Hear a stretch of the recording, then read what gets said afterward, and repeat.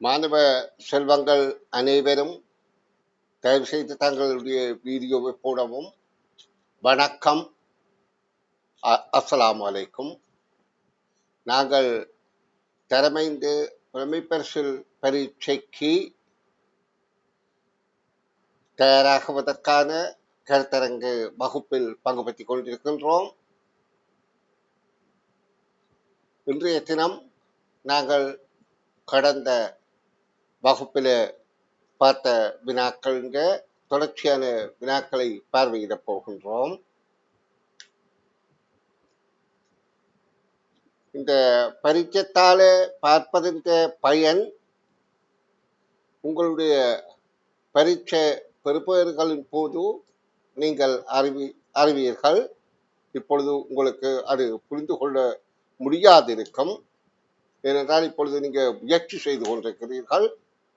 முயற்சியின் பயன் கிடைக்கின்ற போதுதான் இந்த முயற்சியின் நல்ல பெறுபேறை நீங்கள் அறிவீர்கள். இப்ப நான் நேரடியாக பரீட்சைத்தாளுக்குள் நுழைகின்றேன். அந்த பரீட்சைத்தாளில் நாங்கள் கேள்விகளை விளங்கிக் கொள்வதன் மூலம் தெளிவாக எங்களுடைய அறிவை விசாலமாக்கிக் கொள்ள முடியும். நாங்கள் கடந்த வகுப்புகளில் 2023ஆம் ஆண்டு அரச பரீட்சைத்தாளில் 37வது வினாவினையில் பார்வையிட்டோம். இன்று 38வது வினாவை பார்வையிடுவோம். வெற்றிடத்திற்கு வர வேண்டிய ஒரு யாது? இங்கே ஒரு முக்கோண கோலத்திலே சதுரங்கள் அடுக்கப்பட்டுள்ளது. சதுர வடிவங்கள் கீழிருந்து மேலாக பார்த்தால் 4, 3, 2, 1 என அடுக்கப்பட்டிருக்கின்றது. அப்ப இந்த சதுரங்கள கீழிருந்து மேலான கோல மாறுபாடுகளை நாங்கள் உற்று பார்க்கின்ற போது எங்களுக்கு தெரிகின்றது, இரு உருக்கள் ஒன்று சேரும் போது மேலுள்ள உருவாகின்றது. அன்பு மாணவ செல்வங்களே, இது உங்களுக்காக ஆசிரியரால் வழங்கப்படுகின்ற சேவை. அப்ப இந்த சேவையை நீங்கள் இடையூறு இல்லாமல் பெற விரும்பினால் நீங்கள் எனக்கு பூர்ண ஒத்துழைப்பு தர வேண்டும். அப்படி ஒத்துழைப்பு தராத பட்சத்தில் நான் இதை இடைநிறுத்தக்கூடி என்னால் முடியும் என்பதை நீங்க கருத்தில் கொள்ள வேண்டும். இங்கே சங்கீஸ் என்ற மாணவர் தன்னுடைய பெயரையும் கோடுகளையும் கீறி செட் பண்ணி கொண்டிருக்கிறார். நான் அதிகாலையில இந்த நிகழ்வை ஆரம்பித்த காரணமே, அதாவது அதிகாலை வேளையில் என்றால் இந்த குளப்படியானவர்களுக்கு அந்த குளப்படி எண்ணம் இருக்காது, அவர்கள் காலையிலிருந்து குளப்படி செய்ய மாட்டார்கள் என்று. அப்படி இருக்கின்ற போது இப்படியாக ஒரு சிலர் செய்வதனால இனிய பிள்ளைகளும் பாதிக்கப்பட்டு விடுவார்கள் என்பதை கருத்தில் கொள்ளுங்கோ. இனிமேல் அப்படி செய்யாமல் இருந்தால் உங்களுக்கு நன்றாக இருக்கும். சரி, நான் 38வது கேள்விக்கு வாரன். இப்ப இதுல கீழிருந்து மேலாக நடைபெறுகின்ற மாறுபாடுகளை நாங்கள் உற்று கவனிக்கின்ற போது கீழே இருக்கின்ற சதுரத்தின் இரு கட்டங்கள் ஒன்று சேர்ந்து மேல் கட்டம் உருவாகின்றது. அப்படி இல்லாவிட்டால் நாங்கள் இப்படியாகவும் கற்பனை பண்ணலாம். அதாவது 2 ஒளிவு கூடும் தாள்கள், ஒரு தாளுக்கு மேலே இன்னொரு தாள், அதாவது கடதாசிகள், ஒளி ஊடு புகும் கடதாசிகள், வெளிச்சம் ஊடுருவக்கூடிய கடதாசிகள் ஒன்றன் மீது ஒன்று அடுக்கப்படும் போது மேலுள்ள உருவாகின்றது என்றதை நாங்க கற்பனை பண்ணுவோமாக இருந்தால், இதுல முதல்ல இந்த 2 உருக்களும் ஒன்றன் மீது ஒன்று வைக்கும் போது இந்த உருவாகின்றது என்பது உங்களுக்கு புலனாகின்றது. அதாவது மூலை திசைகள்ல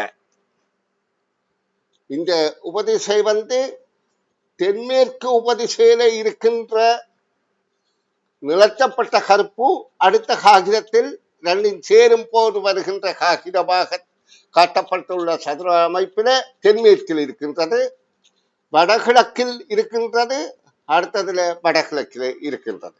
இந்த வகையில தான் இந்த மாறுபாடு நிகழ்கின்றது என்பதை நாங்கள் உற்று அவதானிக்கக்கூடியதாக இருக்கின்றது. அதாவது இது வடகிழக்கு இங்கே இருக்கின்றது, தென்மேற்கு இங்கே இருக்கின்றது. இங்கே வடகிழக்கும் தென்மேற்குமாகத்தான் மாறுபாடுகள் நிகழ்கின்றன. அடுத்தது மாறுபாட்டை பார்த்தால், அதாவது தென்மேற்கு இங்கே இருக்கின்றது, வடகிழக்கு இங்கே இருக்கின்றது. இப்ப நாங்க இறுதியில, அதாவது இந்த முக்கோணத்தின் கூம்பில இறுதி ரெண்டையும் சேரும் போது உருவாகின்ற கோலத்தை தான் விடையாக காணுதல் வேண்டும். அப்ப நாங்க இந்த தென்மேற்குல இருக்கின்ற நிலத்தப்பட்டது இங்கே வந்த உடனே இந்த இது அதன் மேல் வருகின்ற போது எங்களுக்கு நிலச்சப்பட்டதான் தெரியும். பிறகு நடுவில் இருக்கிறது நிலச்சப்படாத வட்டமாகவும், வடகிழக்கில் இருக்கிறப்பது நிலத்தப்படாத வட்டமாகவும் இவை அப்படியே இங்க வரும். அப்ப இந்த கோலமாக இருக்கின்ற மாறுபாட்டில விடை இரண்டாவது பொருத்தமாக இருக்கின்றது. அன்பு மாணவ செல்வங்களே, நீங்கள் காட்டுகின்ற ஆர்வமும் முயற்சியும் என்ன மிகுந்த உற்சாகத்துக்குள்ளாக்குகின்றது. காரணம் என்னன்னா, நீங்க எல்லாம் 10 வயது குழந்தைகள். நீங்க இந்த அதிகால வேளையிலே 5 மணி நேரத்துக்கு எழுந்து இந்த கற்கையில ஆர்வம் செலுத்துகிறீர்கள். அதன் பெறுபேறு உங்களுக்கு பரிச்ச பெறுபேறுகளும் போது தெரியும் என கூறி நான் அடுத்த வினாவுக்கு விடை காணும் விளக்கத்தில் ஈடுபடுவோம். பின்வரும் ஒருவில் சிறிய சதுரமுகிகளை சேர்த்து அமைக்கத்தக்க ஒரு பெரிய சதுரமுகியின் ஒரு பகுதி காட்டப்பட்டுள்ளது. அதனை பூர்த்தி செய்வதற்கு ஏபிசிடி என தரப்பட்டுள்ள பகுதிகளில் இரு பகுதிகள் தேவை. அவை யாவை? நன்றாக அவதானிங்கோ. சதுரம், சதுரமுகி என்ற சொற்பிரயோகங்களுக்குரிய பொருட்களின் தெளிவு எங்களுக்கு வேண்டும். சதுரம் என்பது அதாவது 4 சம பக்கங்களை கொண்ட இருபரிமாண வடிவம். சதுரமுகி என்பது முப்பரிமாணங்களை கொன்ற 3 சமனான, அதாவது நீளம், அகலம், உயரம் சமனான உருவம். அப்ப இங்கே சதுரமுகி என சொல்லப்பட்டுள்ளது. இங்கே தரப்பட்ட இந்த சதுரமுகியை ஒரு பகுதி தான் தரப்பட்டுள்ளது. இதனை பூரண ஒரு பெரிய சதுரமுகியாக உருமாற்றுவதற்கு, அதாவது இங்கே பகுதியாக இருக்கின்றது, இந்த சதுரமுகியை பூரண சதுரமுகியாக உருமாற்றுவதற்கு இந்த சதுரமுகியோடு இணைக்கப்பட வேண்டிய இது சதுரமுகி துண்டங்கள், அதாவது அந்த துண்டங்கள், சதுரமுகி அல்ல, சின்ன சின்ன துண்டங்கள் உள்ள ஏபிசிடி என்ற 4 எது பொருந்த வேண்டும் என்று கேட்கப்படுகிறது. அப்ப இதுக்கு கற்புலனாற்றலும் கணிப்பு ஆற்றலும் எங்களுக்கு நிச்சயமாக பயன்படும். இந்த சதுரமுகியில் எங்களுக்கு தெரிகின்றது நீளம், ஒரு பக்கத்தை நீளம் என்றால் அடுத்தது அகலம் என்று சொல்றோம், அடுத்தது உயரம் என்று சொல்றோம். இந்த எல்லாமே சமனாக இருக்கின்றது, ஒரே அளவாக இருக்கின்றது. அப்ப எங்களுக்கு தெரிய வேண்டும், இவற்றில வருகின்ற சிறுதாய கட்டங்களின் எண்ணிக்கையும் சமனாக இருத்தல் வேண்டும். இங்க அதன்படி நாங்கள் பார்த்தால் 4 ஒரு வரிசையில 4 துண்டங்கள் இருக்கின்றது, 4 சிறு சதுரமுகி துண்டங்கள் இருக்கின்றது. அப்ப எங்களுக்கு இந்த மொத்தத்தில் இருக்கக்கூடிய சதுரமுகி துண்டங்களின் எண்ணிக்கை 4 தர 4 தர 4, அதாவது அகலம் தர நீளம் தர உயரம். அப்ப நன்னாங்கு 16, 16 நான்கு 64 துண்டங்கள் இருத்தல் வேண்டும். அப்ப இதிலே எத்தனை துண்டங்கள் இருக்கின்றது, இன்னும் எவ்வளவு துண்டங்கள் சேர வேண்டும் என்பதை காண்பதற்கு இந்த ஒவ்வொரு விடையிலும் எத்தனை சிறிய சதுரமுகி துண்டங்கள் இருக்கின்றன, அதாவது சதுரமுகி குற்றிகள் இருக்கின்றன என கணக்கு பார்த்து நாங்கள் இதனை கணித்துக் கொள்ள முடியும். அப்ப இந்த சதுரமுகியை நாங்க பூரண சதுரமுகியாக மாற்றுவதற்கு இப்படியாக ஒரு பக்கத்தை காட்டுறேன். இதே மாதிரி இது 4 பக்கமும் அமைகின்ற 6 முகங்களும் அமையும். அப்படி அமைகின்ற போது இது ஒரு பெரிய சதுரமுகியாக இருக்கின்றது. இதுல 3 முகங்களை ஒரே நேரத்தில் நாங்கள் பார்க்கக்கூடியதாக இருக்கும். இப்படியாக இருக்கின்றது. இந்த ஆக்குவதற்கு இதில் எந்த இரண்டையும் இணைக்கப்பட வேண்டும் என்று கேட்கப்படுகின்றது. இதில் எங்களுக்கு தரப்பட்ட வினாவில ஒவ்வொரு அதாவது நிறையாக எல்லாமே முழுமையான நிறையாக இருக்கின்றது. அப்ப 4 படி இருக்கின்ற படியால் அந்த கணிப்பை வைத்துக்கொண்டு நாங்கள் விரைவில் விடை காண முடியும். இப்ப இதுல தரப்பட்டதில் மொத்தம் 64 துண்டங்கள் இருக்க வேண்டும், 64 சதுரமுகி குட்டிகள் இருக்க வேண்டும் என்று கண்டோம். இங்கே இருப்பதின் எண்ணிக்கையை நாங்கள் எண்ணி பார்த்தால் ஒரு நிலை இருக்கின்றது, 2 நிலை இருக்கின்றது, 3 இருக்கின்றது, 4, 5, 6 நிலைகள் 4 படி இருக்கின்றது. அப்ப 6ஐ 4ஆல் பெருக்கினால் 6 4 24 இருக்கின்றது. இன்னும் இருக்க வேண்டிய துண்டங்களின் எண்ணிக்கை 40. அப்ப இந்த நிலைகள் ஒவ்வொன்றும் 4 படி இருக்கின்றபடியால் எத்தனை நிலைகள் இருக்கின்றது என்று அந்த எண்ணி 4ஆல் பெருக்கி 2ஐயும் கூட்டுகின்ற போது 40 எது வருகின்றது என்று பார்ப்போம். இங்கிருந்து நாங்கள் இதை ஆரம்பித்தால் 1 2 3 4 5 6 நிலை இருக்கிறது. 6 4 24 துண்டங்கள் இருக்கின்றன. இதிலே எண்ணுவோமாக இருந்தால் எத்தனை நிலைகள் இருக்கின்றன? 4 படி 1 2 3 4 5 6 7 இருக்கின்றது. 7 4 28 இருக்கின்றது. இதுல 1 2 3 4 இருக்கிறது. நன்னாங்கு 16 இருக்கின்றது. இதுல 1 2 3 4 5 இருக்கிறது. 5 4 20 இருக்கின்றது.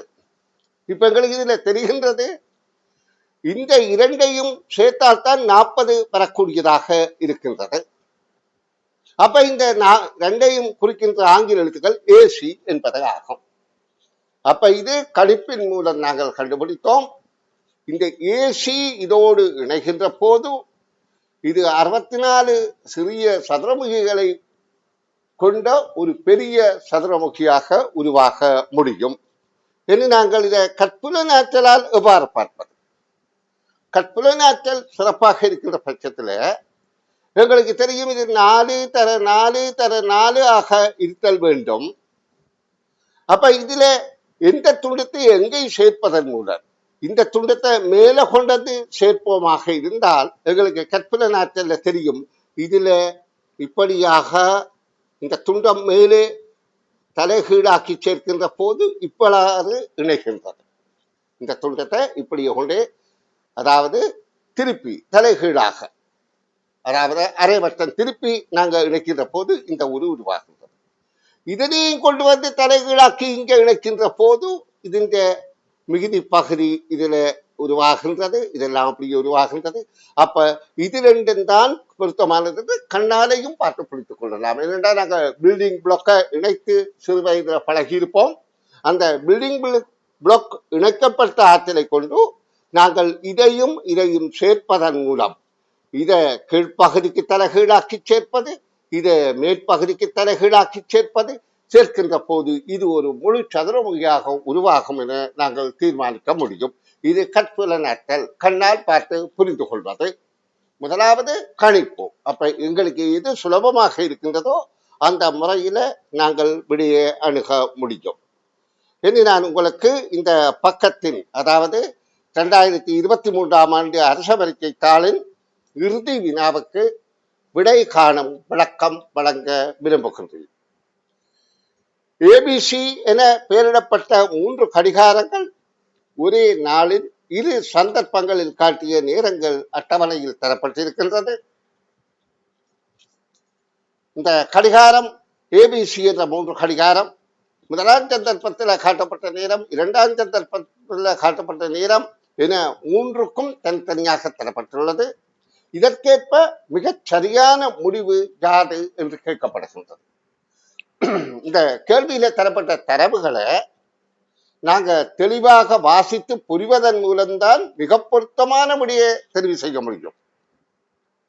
இப்ப இங்க தரப்பட்டிருக்குது ஒரு நாளின் 2 சந்தர்ப்பங்கள். ஒரு நாள்ல 2 சந்தர்ப்பங்கள் இங்க காட்டி இருக்கிறார். அந்த கடிகாரங்கள் காட்டுகின்றது. அந்த அட்டவணை அந்த 3 கடிகாரங்களையும் ஒரு நாளின் 2 சந்தர்ப்பங்கள் காட்டுகின்றது. அப்ப இந்த சந்தர்ப்பங்கள் அந்த ஒரு நாளின் 2 சந்தர்ப்பங்கள் வேறு ஒன்றோடும் எங்களுக்கு ஒப்பிட்டு வாசகம் அதாவது வாக்கியத்துல குறிப்பிடப்படவில்லை. அப்ப இந்த முதலாம் சந்தர்ப்பம் இரண்டாம் சந்தர்ப்பத்துக்குள்ள நாங்கள் ஏக்கடிகாரத்துல பார்க்கின்ற போது இரண்டுக்கும் இடையில 3 மணி நேரம் வித்தியாசமாக இருக்கிறது, பியிலே 3 மணி நேரம் வித்தியாசமாக இருக்கின்றது, சியில 3 மணி 5 நிமிடம் வித்தியாசமாக இருக்கின்றது. அப்ப இதை கொண்டு நாங்கள் செய்தான் தவறு என்று பூரணமாக ஏற்றுக்கொள்ள முடியாது.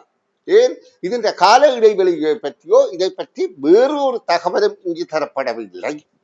அப்ப இதற்கேற்ப கேட்கப்படுகின்றது, இதற்கு ஏற்ப இந்த 2 கடிகாரத்தின் நிலைப்பாடுக்கு ஏற்ப மிகச்சரியான முடிவு யாது? மிகச்சரியா இருக்கணும் முடிவு.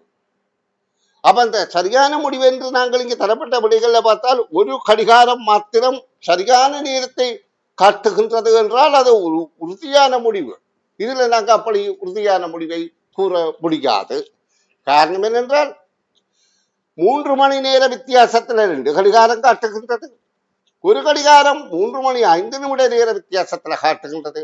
அப்ப எந்த கடிகாரம் சரி என்பதை நாங்கள் தீர்மானிக்க முடியாமல் இருக்கின்றது. ஏன், அதன் கால இடைவெளி வித்தியாசம் 2க்கு பொருத்தமாக 1க்கு வித்தியாசமாக இருந்தாலும் நாங்கள் தீர்மானிக்க முடியாத கட்டத்தில் இருக்கின்றது. சிலவேளை நாங்கள் ஒரு தீர்மானத்துக்கு வரலாம், சிலவேளை இது தவறாக இருக்கலாம், இந்த 2ம் சரியாக இருக்கலாம் என்று. அப்ப அந்த மாதிரியான ஒரு கடிகாரம் மாத்திரம் சரியான நேரத்தை காட்டுகின்றது என்று தீர்க்கமாக நாங்கள் விடை கூற முடியாது. அதாவது இதற்கேற்ப மிகச்சரியான முடிவைத்தான் கேட்கப்படுகின்றது. அப்ப இந்த முதலாவது விடை நாங்க கருத்துல கொள்ள முடியாது. ஒரு கடிகாரத்தின் தொழிற்பாட்டில் மாத்திரம் குறைபாடு இருக்கு என்பதும் நாங்கள் துணிய முடியாது. ஏன், இதுல மாத்திரம்தான் குறைபாடு இருக்கு, மற்ற 2ன் சரியெனவும் நாங்கள் துணிய முடியாத காரணம் என்றால் தரப்பட்ட தரவுகள் அதற்கேற்ப இல்லை. இப்படி காலை பொழுது மாலை பொழுது சூரியோஸ்தமம் ஏதாவது ஒன்று தகவலாக தந்திருந்தால் நாங்கள் துணித்திருக்க முடியும். அப்ப இதுல 3வது தரவு குறைந்தபட்சம்.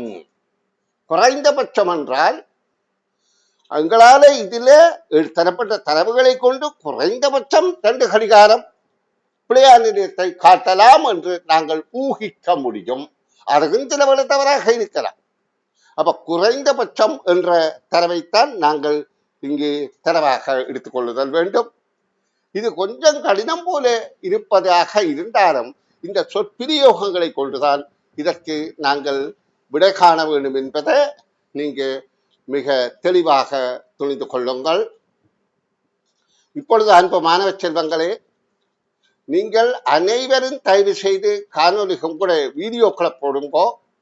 ஏனென்றால் நீங்க மாணவர்கள், நீங்கள் உங்களுடைய வீடியோவை இதுல காட்ட முடியாம இருப்பீர்களாயிருந்தால் அது உங்களுடைய ஒரு குறைபாடாகத்தான் நான் கருதுவேன். அநேகமான பிள்ளைகள் வீடியோ போட்டிருக்கிறீர்கள், வாழ்த்துக்கள். அப்ப மற்றவர்களும் தங்களுடைய வீடியோக்கள் தங்களுடைய முகத்தை இங்கே காட்டுதல் வேண்டும். ஏனென்று சொன்னா ஆசிரியர் ஒரு மாணவனை பார்த்துத்தான் ஆசிரியர் உற்சாகம் பெற முடியும். என்ன, நானும் ஒரு மனிதன், சாதாரண மனிதன். அப்ப எனக்கு தெரியும் இந்த பிள்ளைகள் நல்லா படிக்குது, இது நல்ல சேவையாக இருக்கின்றது, அப்ப நான் இதை தொடர்ச்சியாக செய்ய வேண்டும் என்ற ஒரு உற்சாகத்தை தருவது நீங்கள் தான். அதே போல நீங்களின் நன்றாக கற்க வேண்டும், இதனாலே ஏதாவது நல்ல பலன் அடைய வேண்டும் என்று ஆர்வம் கொள்ள வைப்பதும் எனக்கு உங்களுடைய முகாங்கள் தான். இது ஒரு சேவை. ஆனபடியா இந்த நல்ல பிள்ளைகள் நீங்கள் அனைவருமே அப்படி போட்டுக் கொண்டிருக்கிறீர்கள். ஆனா சில ஆசிரியர்கள் இதுல பங்கு பெற்ற பட்சத்தில் அவர்கள் தங்களுடைய முகத்தை காட்ட வேண்டிய அவசியம் இல்லை என நான் உரைத்திருக்கின்றேன். அதுக்கு மேலேயும் மாணவர்கள் தங்களுடைய முகத்தை காட்டாமல் இருப்பார்களாயிருந்தால் அவர்களுடைய அது ஒரு குறைபாடாகத்தான் நான் கருத்தில் கொள்வேன். சரி பிள்ளைகள், நாங்கள் இப்ப 2023 அரச பரீட்சையில 40 வினாக்களுக்கும் வினாத்தாள் 1 தெளிவாக விடை காணுகின்ற விளக்கம் பெற்றிருப்போம். நீங்களும் இதனை வீடுகள்ல, பாடசாலைகள்ல, உங்களோட பயிற்சித்தாள்கள்ல பயிற்சி பெற்று மூத்தோரின் உதவியோட நல்ல பலன் பெற்றிருப்பீர்கள் என எதிர்பார்க்கிறேன். ஏனென்றால் இந்த முயற்சி உங்களுக்கு அரச பரீட்சையில நிச்சயமாக உதவி செய்யும். ஏனென்றால் 2023ஆம் ஆண்டு அரச பரீட்சைத்தால் மிக கடினமான போக்கை உடையது என்று பலராலும் விமர்சிக்கப்பட்டது. ஆனால் இப்ப உங்களுக்கு அந்த 40 கேள்விகளும் தெளிவான விடையளிக்கக்கூடிய பக்குவம் வந்துவிட்டது. இதே போல நான் சொல்கின்றது என்னென்றால் 10 வருட அரச பரீட்சைத்தாள்கள், கடந்த காலத்தில் நடந்த அரச பரீட்சைத்தாள்கள், நாங்கள் மேலதிகமாக ஒன்றையும் பார்க்கவில்லை. அரச பரீட்சைத்தாளை தான் பார்க்கிறோம், நடந்த பரீட்சைத்தாளை முதல்ல பார்க்கிறோம். இன்னும் மேலதிகமாக என்னுடைய எதிர்பார்ப்பு வினாத்தாள்கள் என்று நிறைய நான் சொல்லித்தர இருக்கிற நிறைய மணி நேரமாக 3 மாத காலத்தில் இப்ப இது 4வது நாளாக இந்த கற்பித்தல் நடக்கின்றது. உங்களுடைய ஆர்வம் பாராட்டுகின்றேன். அப்ப இதுல இருந்து நீங்க நிறைந்த பயனை பெற முடியும் என கூறி, நான் இப்ப 2022ஆம் ஆண்டு நடைபெற்ற அரச பரீட்சைத்தாள் வினாத்தாள் 1 உங்களுக்கு கற்பிக்கின்றேன். ஏனென்றால் வினாத்தாள் 1க்குத்தான் விடையளிப்பது மாணவர்களுக்கு கடினமாக இருக்கும். ஏனென்றால் அது நுண்ணறிவு சார்ந்த விடயங்கள், பாடசாலையில் கற்காத விடயங்கள். அப்ப உங்களோட சுய அறிவை கொண்டு அதற்கு விடையளிக்க வேண்டியிருக்கும். ஆனா இப்போ பாடசாலையில் பயிற்சிகள் மேற்கொள்கிறீர்கள், அதை கற்கிறீர்கள், பாராட்டத்தக்கது. ஏனென்றால் நுண்ணறிவு என்பது ஒவ்வொரு மனிதருக்கும் சுயமாக இருப்பது. அது பயிற்சிகளால விருத்தி செய்யலாமே ஒழிய ஒருவர் இன்னொருவருக்கு ஊட்ட முடியாது என்பது தெளிவு. சரிபிள்ளைகள், நான் இப்பொழுது நீண்ட நேரம் உங்களுடைய உரையாடி கொண்டிருக்காம 2022ஆம் ஆண்டு அரச பரீட்சைத்தாளை காண்பித்து உங்களுக்கு விடை காணுகின்ற விளக்கங்கள் வழங்க முற்பட போகின்றேன். இதுதான் 2022ஆம் ஆண்டு அரச பரீட்சைத்தாளின் 1வது வினா. பின்வரும் உருப்பற்றிய சரியான கூற்று யாது? இதே மாதிரி தான் 2023 வந்தது. அப்ப 2022 அரச பரீட்சைத்தாளை பார்வையிட்டு 2023 அரச பரீட்சைக்கு சென்ற மாணவரோ மாணவியோ இந்த வினாக்களுக்கு விடை சரியாக பொருத்தமானதை கண்டுபிடித்து விடையளித்திருந்தால் அடுத்த 2023 ஒவ்வொரு வினாவுக்கும் சரியான விடையளித்திருக்க முடியும். நல்ல சிறந்த பெறுபேறுகளை பெற்றிருக்க முடியும். இப்ப இங்க சித்திரப்படத்துல ஒரு வகுப்பறையின் காட்சி, மாணவர்களை மாத்திரம் காட்டி அங்கே சில பொருட்கள் வகுப்பறையில காணக்கூடிய பொருட்களை காணப்படுகின்றன. அப்ப இந்த உருவத்தை சரியான கூற்று என்று கேட்டு 1வது கேள்வி, ஒரு கடிகாரமும் ஆசிரியர் மேசை ஒன்றும் உள்ளன என்று சொல்லப்படுகின்றது. அப்ப நாங்க இந்த புலக்காட்சியை, இந்த காட்சியை பார்த்து அதுல காணுகின்றவற்றை நாங்கள் ஒப்பிட்டு இதில் எது பொருத்தமான கூற்று என பார்த்தால் இதில் ஒரு கடிகாரம் இருப்பது நிச்சயமாக உண்மை. ஆனால் ஆசிரியர் மேசையை காணவில்லை. அப்ப இந்த விடை பொருத்தமற்றது. அடுத்தது 6 பிள்ளைகள் இருந்தும் இங்க 5 பிள்ளைகள் தான் இருக்கிறார்கள். 1 2 3 4 5. அப்ப 6 பிள்ளை என்ற கூற்று பிள்ளை. ஆசிரியை ஒருவர் இல்லை என்பது பொருத்தமாக இருந்தாலும் இந்த விடையும் பிழை. அப்ப 3வது பொருத்தமானதாக இருக்க வேண்டும். இந்த இராக்கையில் இங்க காணப்படுகின்ற இராக்கையில் புத்தகங்கள் இருக்கின்றது, ஒரு பூச்சாடியும் இருக்கின்றது. 2 கூற்றுகளும் சரியாக இருக்கின்றது. அந்த வாக்கியத்தில் இருக்கின்ற 2 தகவலும் சரியாக இருக்கின்றபடியால் 3வது விடை பொருத்தமானதாக இருக்கின்றது.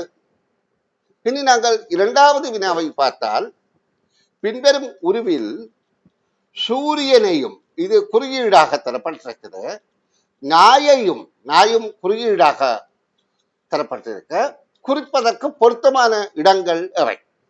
எங்களுக்கு தெரியும் சூரியன் என்பது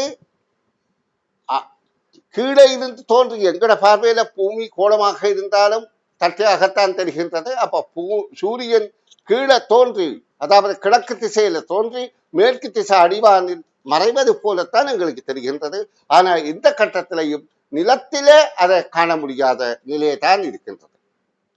அப்ப இதுல சூரியன் இருக்கக்கூடிய இடங்களாக நாங்கள் இந்த சித்திரப்படத்தை பார்ப்பதன் மூலம் டி அல்லது ஏ தெரிவு செய்யக்கூடியதாக இருக்கும். இங்கே சொல்லப்படுது சூரியனையும் நாயையும் குறிப்பதற்கு பொருத்தமான இடங்கள் முறையே என்று. இந்த முறையே என்று சொல்ல கவனித்துக் கொள்ள வேண்டும். ஏன் முறையே என்று கேட்கப்படுது என்றால், முதல்ல சூரியன் இருக்கிறத விடையாக தரணும், 2வதாகத்தான் நாய் இருக்கிற இடத்தை விடையாக தர வேண்டும். அப்ப இங்க சூரியன் இருக்கக்கூடிய இடம் ஏ அல்லது டி. அப்ப இதுல ஏ என்பது முதலாவதாக இந்த விடையிலே இருக்கின்றது. இது அப்ப பிழையான விடை. அடுத்தது நாய் இருக்கக்கூடிய இடம் தரை, நிலம். அது தரையில சியிலேயும் இருக்கலாம், பியிலேயும் இருக்கலாம், ஈலேயும் இருக்கலாம். ஆனா நாய் அநேகமாக மனிதர்களை அண்டி வாழ்வதால் மனிதர்களுக்கு அருகில்தான் கூடுதலாக காணப்படும்.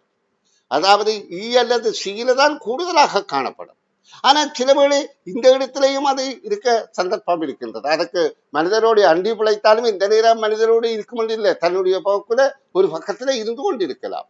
ஆனால் இங்க இருக்கின்றது ஏயும் ஈயும் என்றதான் மிக பொருத்தமானதாக இதில் முறையே என்றதன்படி விடியாக இருக்கின்றது. பிசி என்பது பொருத்தமில்லை. ஏனென்றால் எங்களுக்கு கண்ணால பார்க்க தெரிகின்றது. இங்கே வி என்பது தரையாக இருக்கின்றது, இங்கே சூரியன் இருக்க முடியாது. அடுத்தது சி என்பது அதாவது இந்த பகுதியாக இருக்கின்றது, இங்கே நாய் இருக்க முடியும், ஆனால் இது இருக்க முடியாது. ஆனபடியா இரண்டாவது பொருத்தம் இல்லை. ஏடி என்பது டி என்பது அதாவது சூரியன் இங்கே இருக்கலாம், நாய் இங்கே இருக்க முடியாது. ஆனபடியால் மூன்றாவது விடையோ இரண்டாவது விடையோ பொருத்தமில்லை, முதலாவது விடை மாத்திரமே பொருத்தமானதாக. இது எல்லாம் மிக இலகுவான அறிவை கொண்டு உங்களுடைய அறிவை கொண்டு செய்யக்கூடிய வினாக்கள் ஆகும். இனி நாங்கள் அடுத்த வினாவை பார்வையிடுவோம். பின்வரும் கவிதையில் உள்ள வெற்றிடங்களுக்கு மிகவும் பொருத்தமான சொற்கள் முறையே இடம்பெறும் விடை யாது? இங்கே 4 வரி கவிதை ஒன்று இருக்கின்றது. அந்த கவிதையின் வெற்றிடத்துக்கு நாங்கள் எந்த சொற்கூட்டத்தை, அதாவது 3 சொற்கள் வழியாக தந்திருக்கு, எந்த சொற்கூட்டத்தை நாங்கள் தெரிவு செய்ய வேண்டும். அதிலேயும் சொற்கள் முறையே என்று கேட்கப்படுகிறது. அப்ப முறையே அந்த சொற்கள் அமைந்திருத்தல் வேண்டும். ஏனென்றால் முதலாவதாக இந்த சொல் இருக்கணும், இரண்டாவதாக இருக்கணும், இதுக்கு மூன்றாவதாக இதற்குரிய சொல் இருக்க வேண்டும். அப்ப நாங்கள் கவிதையை வாசித்துக் கொண்டு போகின்ற போது சொற்கள் இது மிக பொருத்தம், கூடிய பொருத்தத்தை தரும். ஏனென்றால் இங்க பாருங்க, மிகவும் பொருத்தமான சொற்கள் என்று கேட்கப்படுகிறது. சொற்கள் சிலது சாதாரணமாக பொருத்தமாக இருக்கலாம், மிகவும் பொருத்தம் என்று சொன்னால் அது இந்த பின் முன் வாக்கிய, அதாவது அந்த கவிதை வாக்கியத்துக்கு பொருந்தக்கூடியதாக இருத்தல் வேண்டும். அப்ப இந்த கவிதையை நாங்க முதல்ல இருந்து வாசித்து பார்ப்போம். தோட்டத்தில் நடந்து வந்து கம்புகளை கண்டுபிடித்து. தோட்டம் என்பது கிராமியங்கள்ல வீடுகளை சூழ்ந்து வீட்டு தோட்டம் என்று வீட்டு அறைந்து இருக்கிற நிலப்பரப்பை சொல்வார்கள். அப்ப இந்த வீடுகளில் இருக்கிற குழந்தைகள் தங்களுடைய வளவுக்களை பாதுகாப்பாக விளையாடுவதற்குரிய வசதிகள் இருக்கும். ஏனென்றால் வீட்டு எல்லை தாண்டினால்தான் பாதுகாப்பு அற்ற நிலை இருக்கலாம். அப்ப வீடுகள் எல்லாம் கிணறு இருந்தால் கூட கிணறு உயரமாக கட்டியிருப்பார்கள். என்று சொன்னால் சிறுவர்கள பாதுகாப்புக்காக. அப்படியாக அந்த வீட்டு காணி வளவு தோட்டம் இருக்கும். அப்ப இந்த தோட்டத்திலே நடந்து வந்து கம்புகளை கண்டுபிடித்து. கம்புகள் என்பது காய்ந்த தடிகள். அப்ப இந்த காய்ந்த தடிகளை கண்டுபிடித்து அவையை தேடி எடுத்து மூலைகளில் மரக்கம்பங்களை நாட்டி. எந்த மூலைகளில்?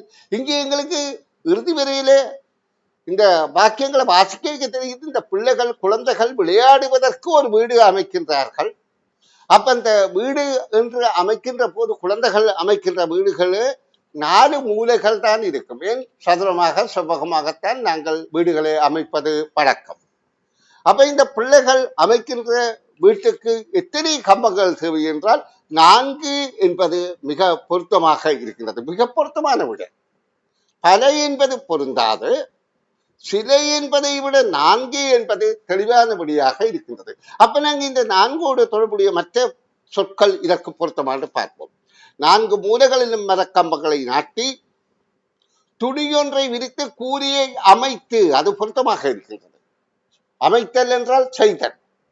அமைத்து நாங்கள் விளையாட வீடு ஒன்றினை வீட்டினை அமைத்து என்று கவிதை போய்கொண்டே இருக்கின்றது. அப்ப இரண்டாவது விடை பொருத்தமானதாக இருக்கின்றது. இனி நாங்கள் 4வது வினாவுக்கு விடை காணும் விளக்கத்தில் ஈடுபடுவோம். 2 கவிதைகளாக இருக்கின்றது. இந்த கவிதைகளை ஏன் தருவது என்று சொன்னால் சொற்கள் வாக்கியங்களை புரிந்து கொண்டு பிள்ளைகள் விடையளிக்க முயற்சிக்க வேண்டும். பயணங்கள் செல்லும் போது நானும் கூட செல்கின்றேன். அப்ப இங்க 3 விடை தந்து நன்றாக பொருத்தக்கூடியதை கேட்கப்படுகின்றது. குடை, தொப்பி, மேற்சட்டை 3ம் நாங்கள் எங்காவது வெளிக்கிட்டு போகின்ற போது எங்கள காணப்படும். விரித்து எழுந்ததுமே நானும் சேவையினை செய்கின்றேன். அப்ப இதுல விரிப்பது சுருங்குவது என்ற சொற்பிரயோகம் குடைக்குத்தான் பொருத்தமானது. குடியைத்தான் நாங்க பயன்படுத்துகிற போது விரிப்போம், பயன்படுத்தாத போது சுருக்கி வைப்போம். ஏனென்றால் விரித்த வழி வைப்போமாயிருந்தால் அது பெரிய இடப்பரப்ப வீணாக பிடித்துக் கொண்டிருக்கும். அப்ப எந்த ஒரு குடையும் பெரிய இடத்தை பொழிக்குமா இருந்தா 5 பேர்த்த குடை வைத்தோடனே வீட்டுக்கு அரைப்பாகம் போயிடும். அதனால தான் குடைகளை சுருக்குவதற்கேற்ப முறையில செய்திருக்கிறார்கள். அப்ப விரிப்பது சுருக்குவது குடை என்பது எங்களுக்கு புரிந்து கொள்கிறது. அப்ப விரித்தெழுந்ததும் நானும் சேவை செய்கிறேன், வெயிலையும் மழையையும் நன்றாக அறிந்துள்ளேன். சிலர் வெயிலுக்கும் குடை பிடிப்பார்கள், அநேகமானவர்கள் மழைக்கு குடை பிடிப்பார்கள். என்னை பற்றி அறிந்திராதார் எவருமே இல்லையே, எல்லோருக்கும் என்னை பற்றி தெரியும் என்றபடியால் முதலாவது விடை பொருத்தமாக இருக்கின்றது. நாங்கள் இனி இந்த பக்கத்தின் இறுதி வினாவை பார்வையிடுவோம். 5வது வினா, பின்வரும் வாக்கியத்தில் உள்ள இரு வெற்றிடங்களை நிரப்புவதற்கு மிகவும் பொருத்தமான சொற்றோடி யாது? சொற்றோடி என்றால் 2 சொற்கள். இந்த வாக்கியத்திலே 2 வெற்றிடம் இருக்கின்றது. அந்த 2 வெற்றிடத்துக்கு இந்த சொற்றோடியை சேர்த்தால் மிகவும் பொருத்தமாக இருக்கும் என்பதை கண்டுபிடிக்க வேண்டும். அப்ப இந்த சொற்களுக்கு வினாக்கள்ல மிகவும் பொருத்தமான முறையே என்ற அறிவுறுத்தல் சொற்பிரயோகங்களை நன்றாக புரிந்து விடையளித்து பழகி வாருங்கள். நிச்சயமாக நல்ல பெறுபேற உங்களை பெற நானும் வழிகாட்டுவேன், நீங்களும் சுயமாக முயற்சி செய்ய முடியும். இப்ப இந்த வாக்கியத்தை பாருங்க பிள்ளைகள். புத்தகங்கள் எமது கண்கள் போன்றனவாகும். கண்கள் என்றால் நாங்கள் சூழலை பார்த்து அறிகிற ஒரு எங்கட உடல் உறுப்பு. அப்ப ஒரு மனிதனுக்கு கண் என்பது மிக முக்கியமானது. என்னதான் கண்ணன் காதன் தான் எங்கட சூழல்ல கூடுதலாக நாங்கள் அறிய பயன்படுத்துகிற உடல் உறுப்பு. காதால கேட்கிறோம், கண்ணால பார்க்கிறோம். அப்ப புத்தகங்களை எங்களுக்கு கண்ணை போன்றனவாகும். எப்படி நாங்கள் சூழலை அறிவதற்கு கண்களை பார்க்கிறோமோ அதே மாதிரி புத்தகங்களும் அதே போன்றது. ஏன் போன்றது?